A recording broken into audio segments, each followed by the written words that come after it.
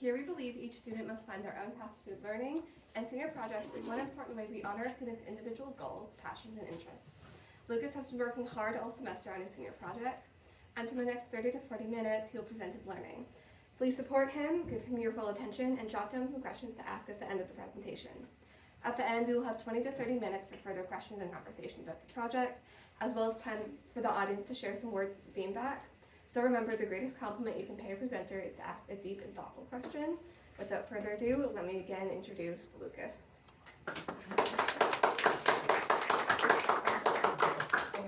Alright, so hello everybody. Thank you for coming to my senior project. Welcome. And I'm going to be talking about cooking Colombian cuisine. For those of you who don't know me, my name is Lucas Carbajal. So a little bit about what we're going to be talking about here. So my about me, what makes me me, my inspiration for this project. So for me, that was my Colombian roots in my family, and then my trip, which I'll talk about. My goals. So what were my goals for my senior projects? Overall for senior project, my goal was to get life skills from the class. So cooking was something that came to mind at first thought, and that was going to be the most obtainable. Research. So my experience and hopes during my trip. So how I went about researching my project. Different ways that I researched my project. Obviously, my trip to Colombia that I had this year was a big part of my experience in researching. Also, cooking, so my experience with cooking, any setbacks that I had or planning that I had to make. So when I had to plan what days I'd be cooking, what days I'd have to go shopping for the food, and then what days I'd have to be using the kitchen. And then my reflection, so what I got out of the whole project, my learning, and then obviously my growth, so what I got and how I improved. So a little bit about me. I've been going to IAC since I was in the 5th grade. A lot of my friends are still, a lot of people I met in 5th grade I'm still friends with now. I like to take my naps. If I could, I would take a nap every day, but sometimes there's stuff they gotta do. I watch football and basketball, mostly football, big Packers and Patriots person, and then basketball, Celtics obviously. I like food, you can see some of that in the bottom right. And then my family and friends are obviously very important to me, as most of you probably could say about yourself. So I'll go through these photos really quickly. Most of those photos at the bottom are prom, which was last Friday. So you got my friends, my girlfriend, and then my mom. I got a picture of my cat right in the middle. His name is Popsicle. And then towards the top right, it's a picture of me and my family when I was really little. We went to Colombia. So I'm the baby in that photo, obviously. My dad is holding me. Next to him is my mom's mom. She's got her hands on my great-grandma, so my mom's mom. And then my aunt, top right, and then obviously my mom and my sister. I don't have to say anything about them. They're obviously very important to me.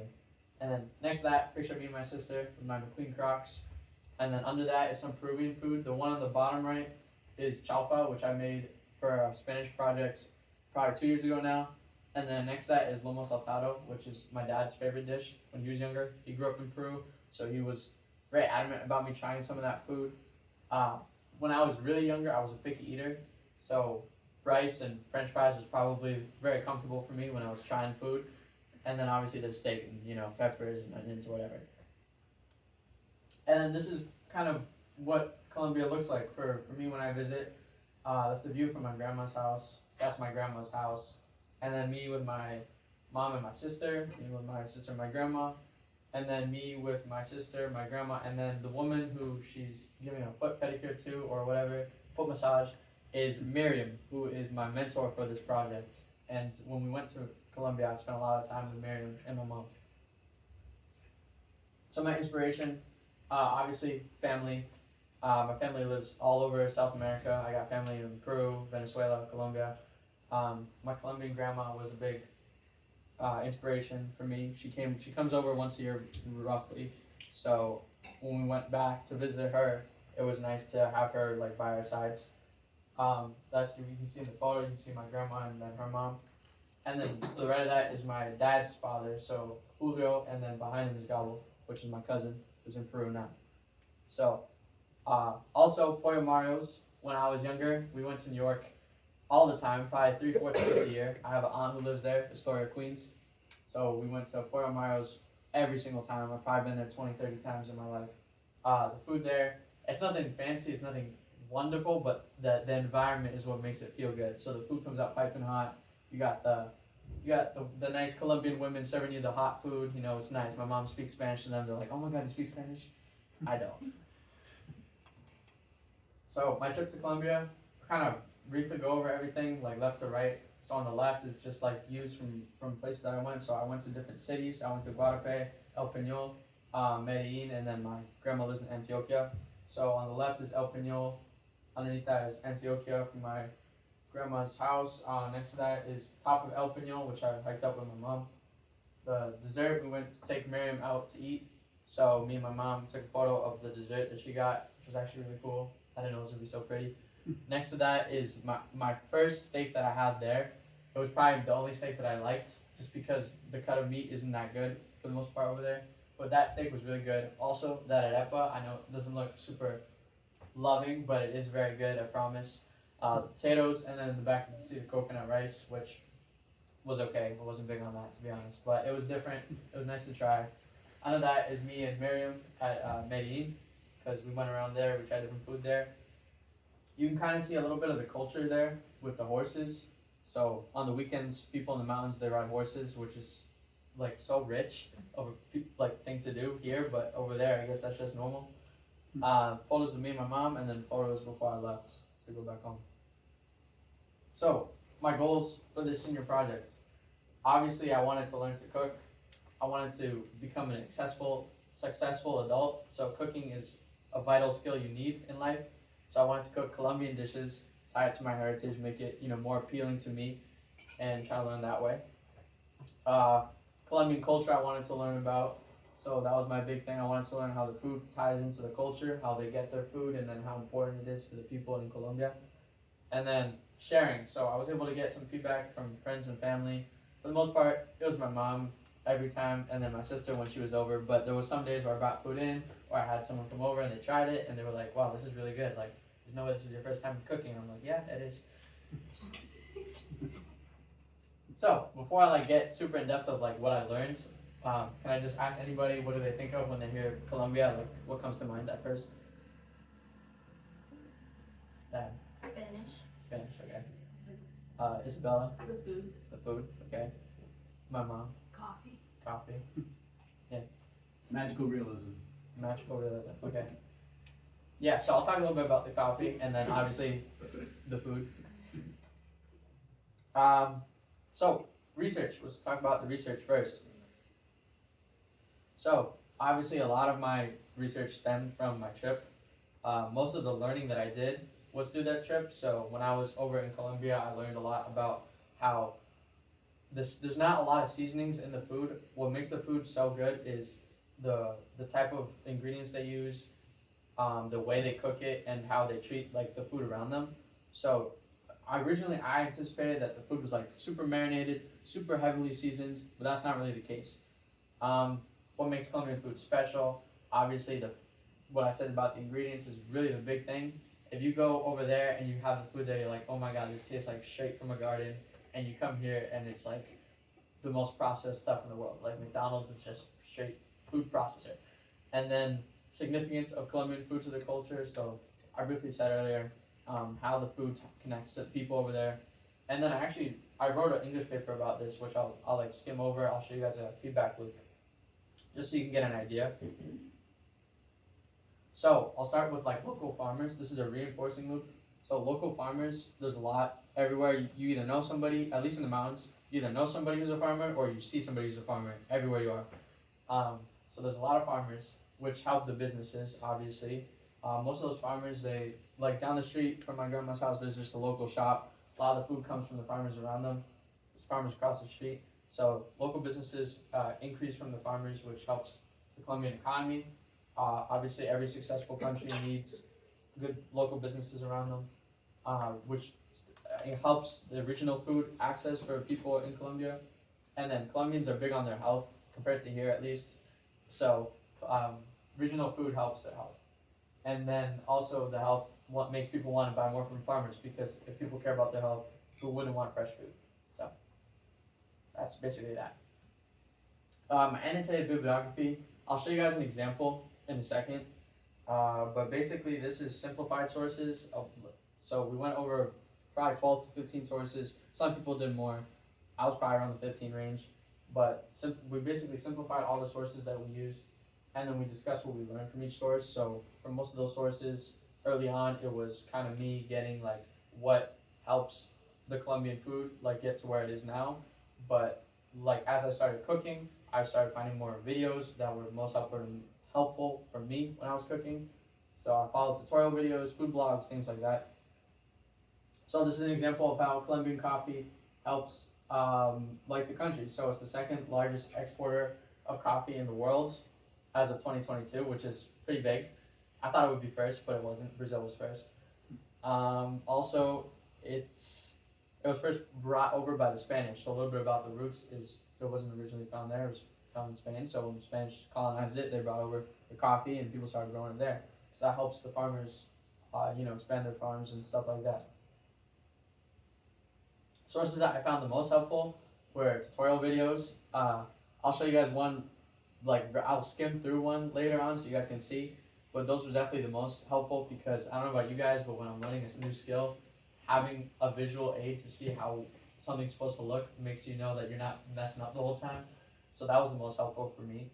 Food blogs, I have a food blog here, which I'll show you guys. This is actually what you guys will be trying, hopefully, after I'm done presenting, is the Tres Leches chocolate cake. So you can see like here, she talks about the cake, and then if you scroll down, there's like the ingredients, the steps, and that type of thing. So food blogs were the most helpful for me. This food blog, I probably found two recipes that I really enjoyed. It was the Tres Leches and then the sancocho, which I found to be helpful. And then other sources I found to be helpful was obviously personal experiences.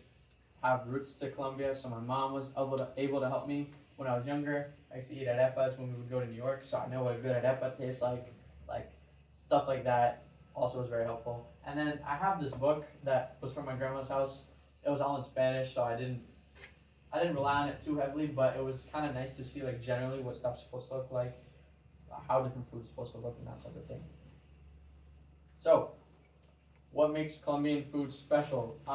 The big thing that I got out of it was the simplicity. It's not really too different from food we would have here. So you can see that's the photo of like the first thing I ate when I was there. It was just steak, shrimp, and pasta, and then salad. I didn't really touch the salad, but steak and pasta. It's not super like the steak wasn't really marinated. It was just salt, pepper, and thrown on the grill. So that was pretty simple. It was pretty easy to eat. It was good though. Everything there was good. The freshness of the food, like I said, there's farmers everywhere. So freshly grown food is basically everywhere you go. Every business you eat is super important. Community, Colombians line the food with their community. So my grandma's neighbor, my friend Simon, his mom opened an empanada business between the time I last went and now. That business that she has is her just on the side of the street making empanadas in a frying pan. That business is booming. Like there's always there's never empanadas there. It's always very popular. So that's something that you can kind of align with that. Also, people like on the weekends going out to eat is very popular.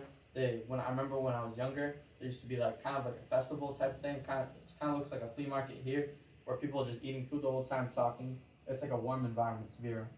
And then health, people like to be healthy over there. They actually don't eat a lot of red meat, which to me was surprising. But when you think about it, it's not that surprising because red meat is not very good for your body. Like even though we eat it a lot, it's not good for your heart. Also, obviously in the mountains, they have a lot of cows, but I'm assuming in other parts of Colombia they don't.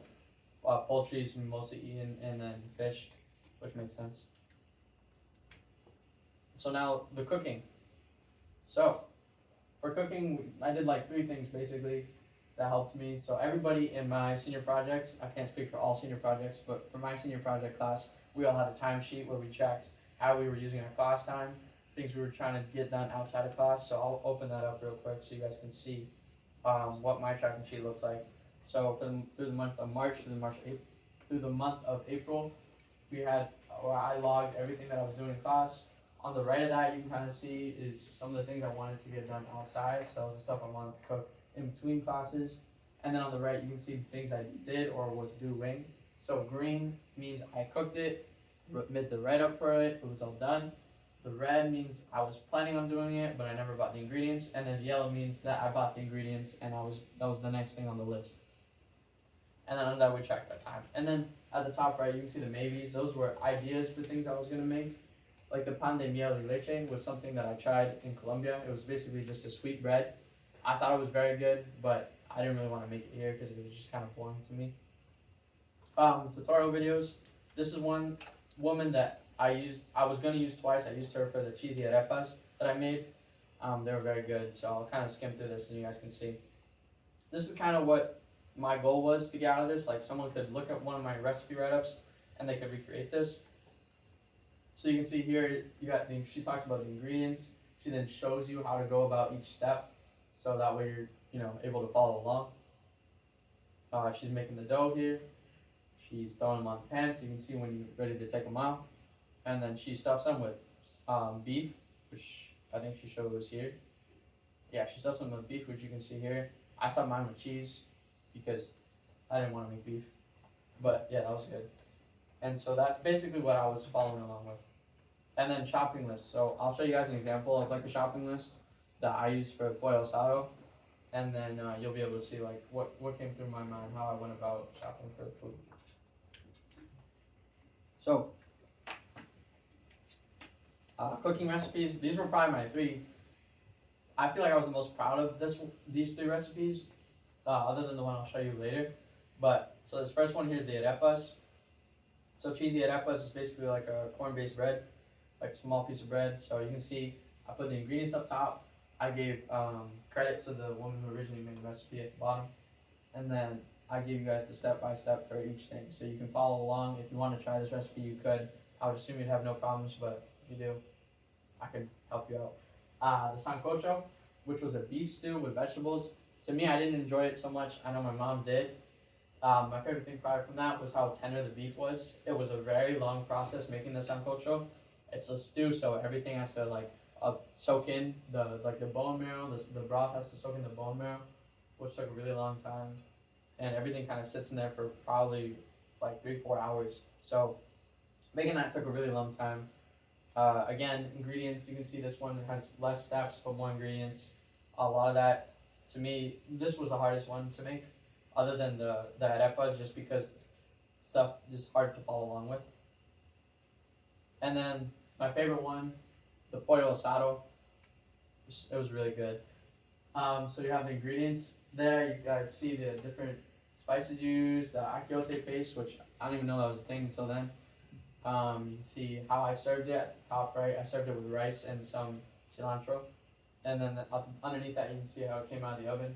This one had fewer steps. As you can see, it has lots of ingredients. Most of that is in the marinade.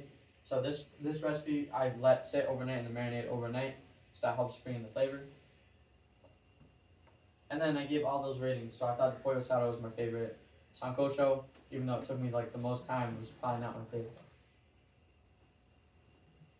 So this is a shopping list for like pollo asado. So obviously you gotta buy a chicken. So chicken thighs like $2, 4 or 5 chicken, bone-in chicken. You need 1/4 cup lime juice in a little bottle, like 4.5 ounces. It's like $1.50. Seasonings. I remember most of these seasonings I already had, but chipotle chili peppers and ground coriander. I remember going to the market buying with my mom. I needed onion, obviously. 1/2 cup of freshly squeezed orange juice.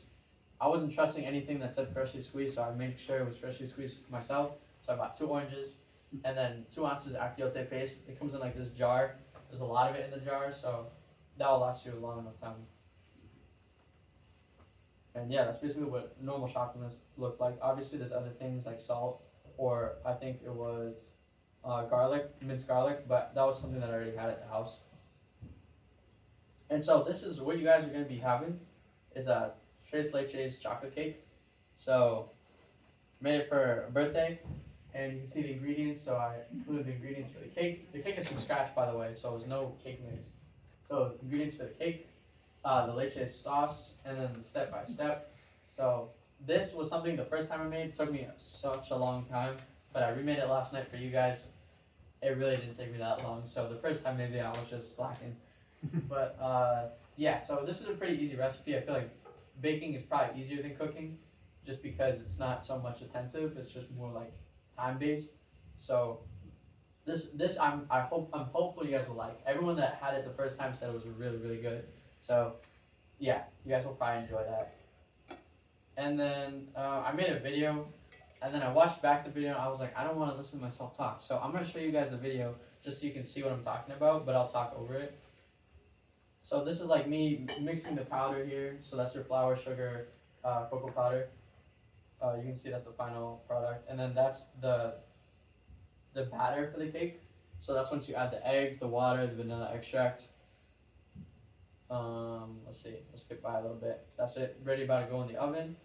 And then a big thing about when you're baking a cake is it's highly recommended you find a way to tell if it's actually ready. So I use a toothpick. That's what I found online to be the most helpful. So I would let it sit in there. So for this one, obviously I put too much batter. You can see it's like bulging out of the cake. So I had to like slice it to make sure that when I put the leche sauce it wouldn't overflow. But I put the toothpick in, and you'll see in a second that it was too much, like too raw. So I had to put it back in the oven for 10 minutes. When it was done, it was a little crispy up top, but it was fine. Because when you put the leche sauce, it's all good. So yeah, so then I cut the cake, which hopefully I'll show. Yeah, see the cake's a little cut in half, but that's fine. And then you just pour the sauce right on top.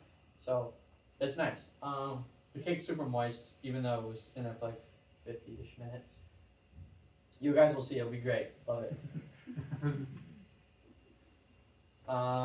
So yeah, so what I get out of this project. Cooking, a life skill. Obviously cooking, for the most part, is easy, but like you just saw when I was making that cake, you can mess up, but you just have to kind of adapt a little. So life skill of cooking is something that will stick with me forever. Culture, I was able to learn about Colombian culture. Obviously, most of that was learned in Colombia compared to here. It's better to get hands-on experience when you're learning about something like culture. So that was something that I learned from this project earlier on. Recipes, for the most part, they're easy to follow. I was able to make easy to follow recipes, which was helpful because a lot of them, like the sancocho I found online, was very confusing because it wasn't very specific with measurements. So I made recipes that were hopefully easy to follow, like someone could pick up that recipe, grab the ingredients, and hopefully make the food. And then also I made food that was ready to serve and share with friends and family. So like I said, I shared it with people like my mom, people in my advisory. So I wrote some of them down. I don't have all of them, unfortunately. But this is like, I told my mom to make a write-up for me so I have something. She was like, sure, I'll do that. So she made pollo asado. She can't remember the name, so unfortunately she wrote chicken asado. But that's fine, because it means chicken, so. Yeah, that's the email she wrote for me. And then for the tres leches, I have mixed reviews for everything. Everyone said it was very moist, very good. But when I brought it in, it was a little sad looking because I couldn't make the frosting. So that's the reviews for the cake. The arepas, my sister, I remember she was like, wow, this is actually good. Like, I can't believe you can do this. Because she thought it was going to be really bad. The sancocho, from my perspective, the beef was like so tender. Like, you didn't even need a knife. Like, you just bite right through the beef, which is really cool. And then the Colombian eggs was one of the more recent things I made. I made it in the morning. My mom was like, please make me more. And I was like, no, not doing that. Yeah, that's basically it. Thank you.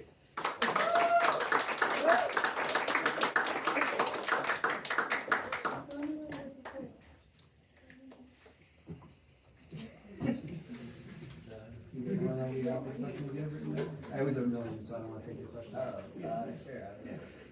I was wondering if during like the recipes, were you gonna do like freestyle, like, or did you follow the recipe like exactly?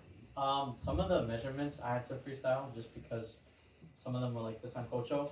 She had this huge pot, and I was like, there's no way I'm making that much soup, so I didn't do that. But yeah.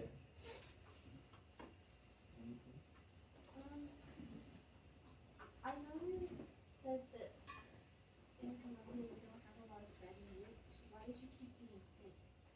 I only ate steak 3 times, but the first time I had it was really good, and the other times was like sad cuts of steak. Like it was just kind of just not very good. So then yeah, I did research and I found that they also just don't eat a lot of steak, which is probably why the steak wasn't spectacular. Yeah, the same. I'm wondering, like when we look at food cultures, often you learn a lot about the people that are in a country and how they mix, right? So like you look at like American food, you've got the African diaspora and European diaspora, and those things inform a lot of our food. What are the different, like both kind of regional interests and then cultural groups that shape Colombian food and like the history of what Colombian food is? Well, obviously, it's like a lot of it is rooted from like indigenous, but there's also like African connections to Colombian food. Also, like Pacific side, like coastal areas, they have a lot more fish. So that's kind of like what influences the different food around. Had you done any cooking or baking at all before you started this? Other than my Spanish projects, no.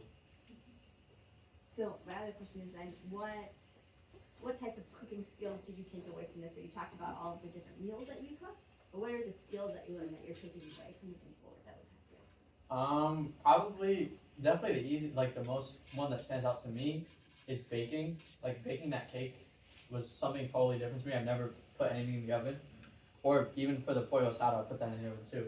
So just definitely like baking, kind of how to like, leave it alone. Just make sure you check on it periodically. Those are probably like the most apparent to me. And then also like how much oil you need to use for cooking. Like I remember my mom was like, put more oil into the sancocho, and then I had the sancocho and I was like, Mom, it's a little too much oil in here. Like I don't want that much oil. But that type of thing is kind of what I learned. Yeah. Any more questions? Just a little one. I was looking at your, I think it was the pollo asado where you used the chipotle. Yeah. Was that? Did you use like the canned ones that come in like the stuff, or was it a powder? It was a powder. Gotcha. So that'll last you a while then. Yeah. Yeah, Nick. As you've tried multiple Colombian American restaurants and Colombian restaurants, what would you say like the big difference between the two are? Well, in Colombia, it's not so like formal. Like I feel like the food there is, the service there, and just like the restaurant itself is so much more laid back.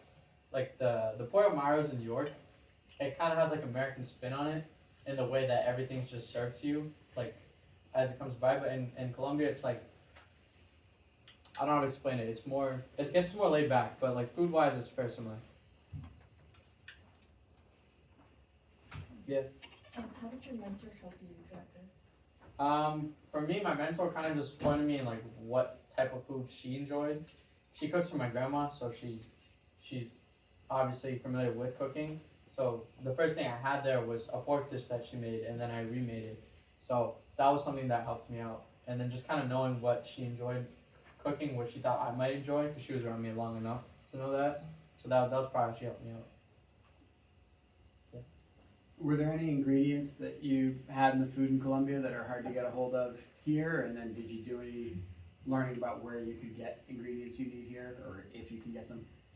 Probably the ingredient that I thought would be hardest to get was the cotija cheese, but it actually wasn't that hard to get. And then there was some seasonings that I didn't think we'd have here, but we did. Other than that, I feel like the ingredients were easy to get here also. For the most part, it was just the freshness of the food there. That was like night and day. The food here is not as fresh, which was fine, but it's still good. So I was able to make it work. Yeah, I mean. Besides like during the cooking process, like I know you talked about having problems with like learning baking. Did you have any other roadblocks, like scheduling or anything like that? Well, for me, I have work Monday, Tuesday, Thursday, and I'm busy Wednesdays. So for me, most of my cooking had to be done over the weekends. And there'd be some weekends where, I can't cook, like something comes up or some stuff like that. So kind of having to work around that to make sure I'm still able to cook at least something by the end of the application piece being due or the senior projects class being done. That was probably like the biggest roadblock for me.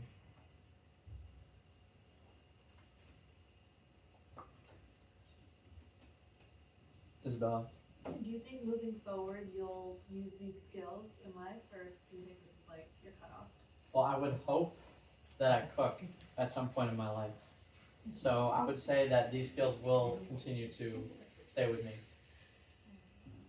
Yeah.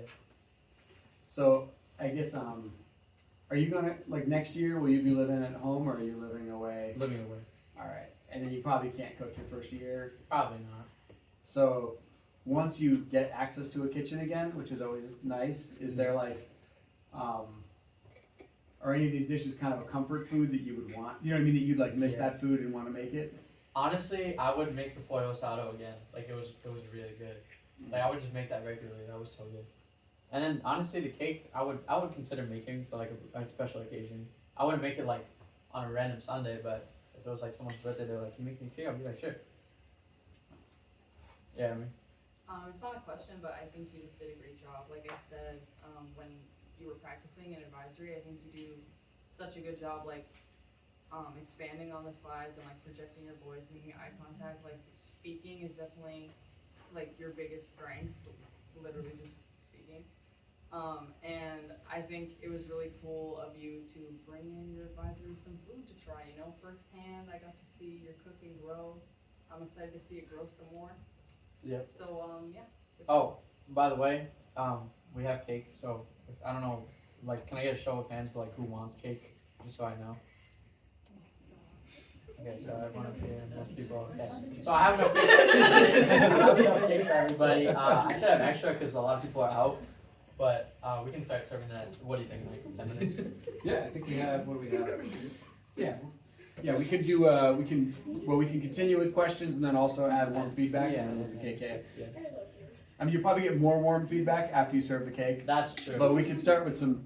You know, you'll get the honest pre-cake feedback first. Okay. Yeah. Yeah, I guess any more questions at all? No? Alright. Just feedback wise, I think it's always nice to have a project that I think will actually like go on and be useful and live with you. So I know you came into this, like some students do cooking projects because they've been cooking and they love cooking, right? Yeah. You did a cooking project because you didn't know how to cook. Mhm. So that's always hard to do something brand new. I'm a little disappointed that I didn't get more like horror stories, like, you know, Yeah. like setting the smoke alarm off or anything like that. I didn't really, because if I was cooking something and I was like, "Mom, I don't know how to do this," she would kind of like make sure I'm not burning the house down. But Gotcha. for me, I didn't run into like any crazy roadblocks. Like there was never a point when I was cooking, other than when I was actually first making the frosting for the cake, where I was like, I have to throw this away. Like this is unedible. Like this, no one can eat this. Like when I made the frosting, it was just liquid. Like there was no whip to it. There was nothing to be saved. All right. Well, anyway, in spite of being disappointed that you didn't burn the house down, no, I didn't want you to burn your house down, but I'm glad you got a skill you can use. I think you're a really eloquent presenter, and I'm excited, you know, to hear about you cooking in the future and continue to do this. Yeah, Lizzie. Do you know what happened that the frosting went so poorly? Honestly, I really want to know because I thought I followed the instructions pretty well, but apparently I didn't. I think you're supposed to use like a machine that I just didn't have, so I was trying to manually whip it, and Was it like a whipped cream based frosting? it was. I'm trying to remember. It's on the like online on the recipe, but I could find that. But it was like vanilla extract, and then I honestly don't even remember. I just remember I couldn't do it. Like, But it was all wasn't liquid. cooked. It was all mixing, right? It was. cooked. No, it was like literally cooked. Like I had to Okay, throw it it in the was pan, All right. and then I had to put it on. Like it'd be a little whipped, and then I put it on top of the cake, and then throw it back in the oven so I get like a crisp on top. It would have been good. Actually, here, let me show you guys. It should be. Wait, no, that's mine. This should be it.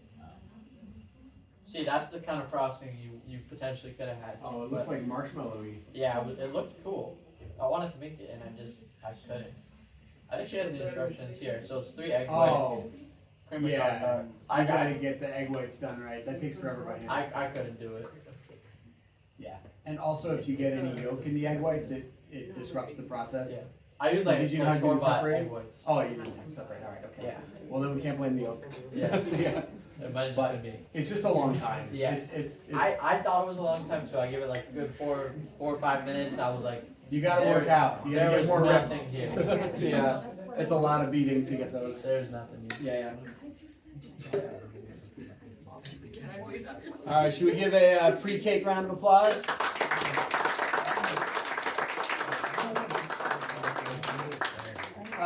And then, of course, technically we're not supposed to eat in here, but you know we can't deny Lucas the opportunity to serve cake. So try to be tidy, and then I will get some wet wipes so we can wipe things down when we're done, okay? All right. Thank you guys. All right.